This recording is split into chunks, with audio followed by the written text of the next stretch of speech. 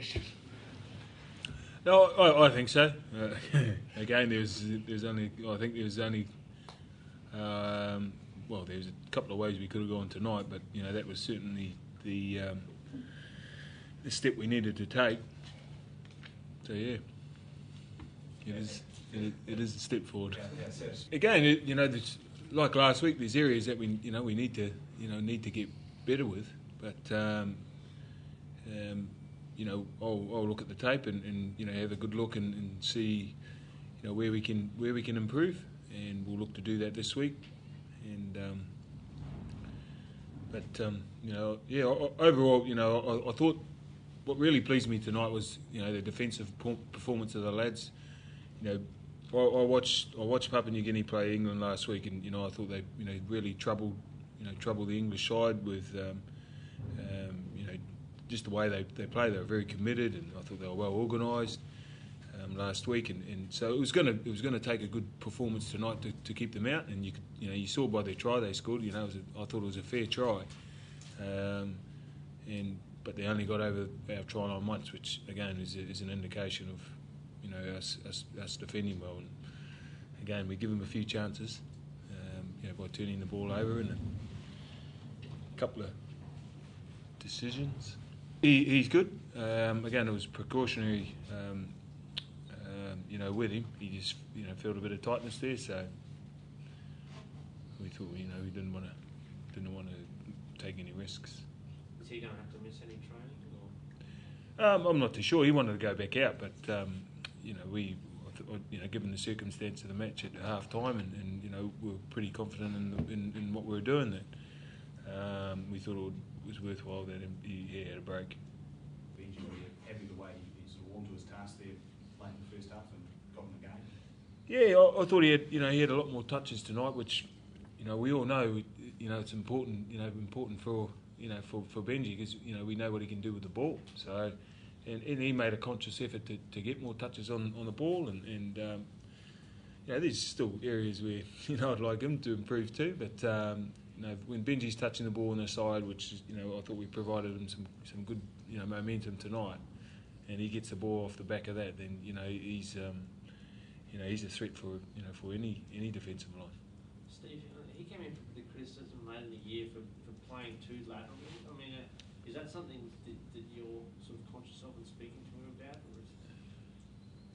Yeah, again, I wasn't aware. I wasn't aware of that. Again, the way we play is we certainly try to play upfield a bit more, as opposed to, but that's a real strength of his too.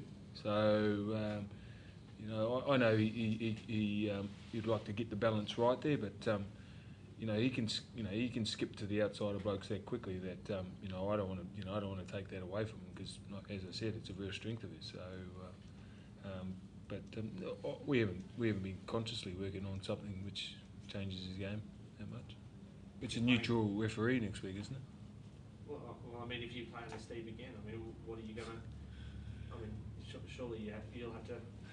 Yeah, again, without being too critical, I thought the interpretation of a few rules may have been a little different, but we didn't want to make that an excuse for us tonight, and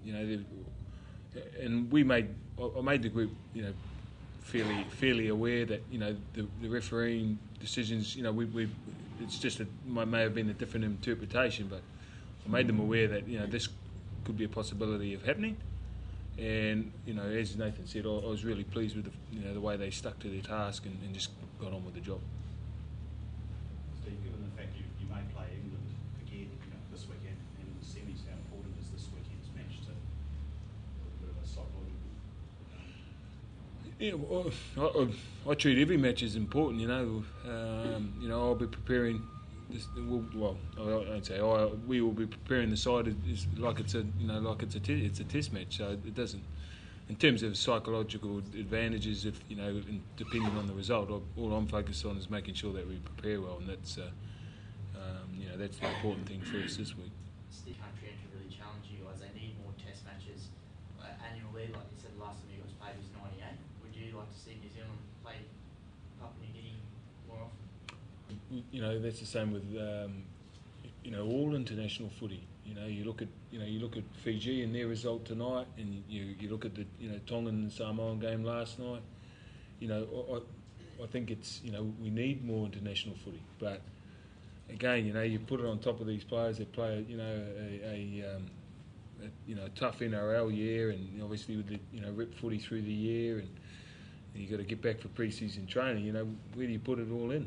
You know, it's a tough one. So, you know, in an ideal world, you know, we'd love to be, you know, playing Papua New Guinea more regularly, and you know, these other developing countries also. But there's only been so many days in the year, you know. What's wrong with the World Cup every 4 years, which is normally the case with most World Cups. So, you know, that's a good start, I reckon.